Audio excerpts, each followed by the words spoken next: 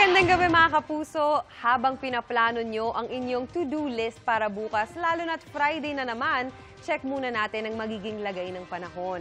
May minomonitor pa ang Pag-asa na cloud cluster o kumpol ng mga ulap sa silangan ng Samar. Nakapaloob po yan sa Intertropical Convergence Zone o ITCZ.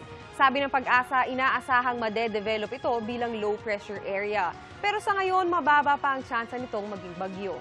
Lumawak din ang epekto ng ITCZ. Kung nitong mga nakalipas na araw, halos sa Mindanao lang yan, ngayon magpapaulan na rin huyan sa Southern Luzon at Visayas. Base sa datos ng Metro Weather, umaga pa lang bukas, may mga ulan na sa Southern Luzon. Kasama dyan ang Calabarzon at Palawan. Sa hapon at gabi, halos buong Luzon na ang uulanin.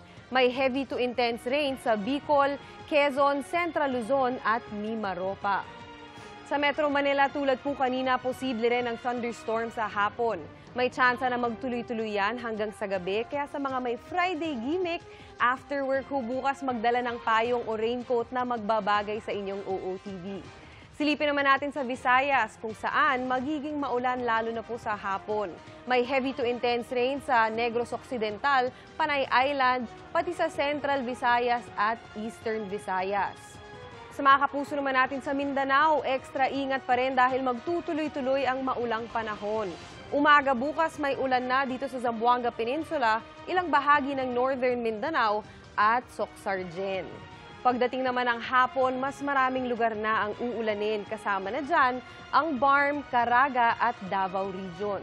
Matitinding ulan ulit ang inaasahan sa ilang area kaya maging alerto pa rin sa banta ng baha o landslide. Mag-ingat mga kapuso. At yan muna ang latest sa lagay ng panahon. Ako po si Maureen Shrivers para sa GMA Integrated News Weather Center. Kami ang inyong maasahan, anuman ang panahon.